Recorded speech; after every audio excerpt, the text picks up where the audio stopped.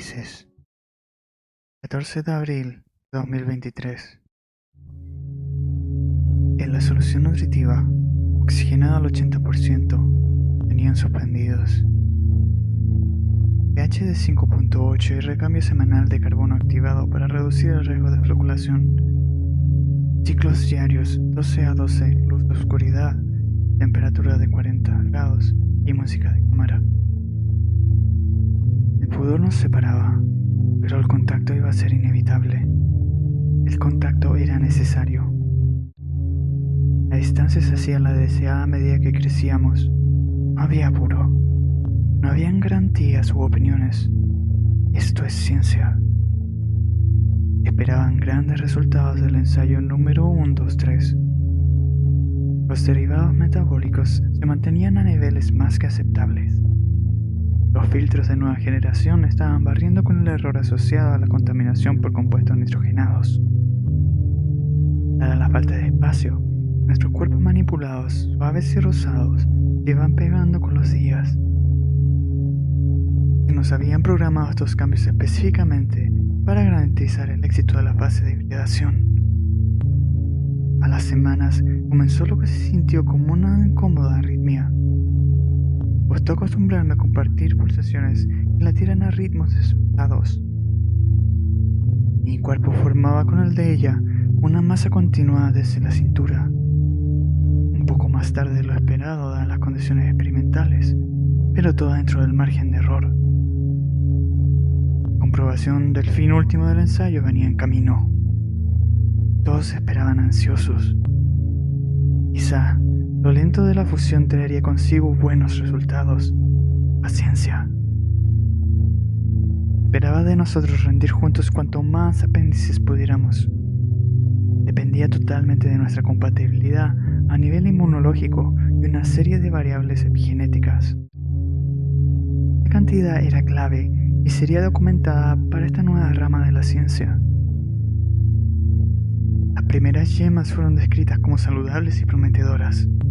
Sin embargo, la premisa había de cumplirse solo y nos manteníamos reconocibles como pseudo-individuos durante todo el proceso de maduración. ¿Y con qué éxito se estaba viendo ocurrir? Temperatura incrementada 3.2%. Salinidad ajustada a la osmolaridad del tejido hibridizado. Ciclo de luz interrumpido y reemplazado por iluminación focalizada sobre la zona de yemación. De mi ángulo, ya no distinguía cómo progresábamos en el ensayo, pero percibía el entusiasmo creciente de los expertos. Nunca supe si había querido participar en el ensayo. Miraba de reojo, desde mi lado de la cámara de hibridación. Más del 70% de nuestra masa corporal estaba comprometida en esa mezcla que nos pertenecía a ambos, y no tenía idea de lo que estuviera pensando. Entre aplausos, me enteraba de que nuestra compatibilidad había superado en resultados a los registrados durante el ensayo número 101. Esto rechazaba inequívocamente la teoría del rechazo neuronal terciario y abría nuevas puertas para el avance en el cultivo de tejidos vivos y hibridación. La recopilación de datos en tiempo real se inició inmediatamente. Un murmullo de voces y teclados se había encendido.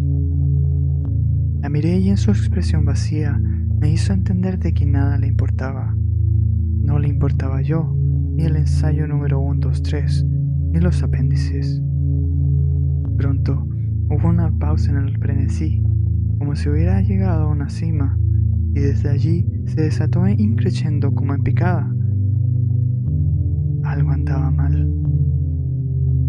Oxígeno reajustado para estimular la deficiencia metabólica, temperatura reducida a 1.2%, inyección de esteroides de emergencia. Me sentía fiebrado y aletargado. Un incómodo cosquilleo me recorría los nervios. En el laboratorio, como mi último recuerdo, se había vuelto un pandemonium de zumbantes patas blancas.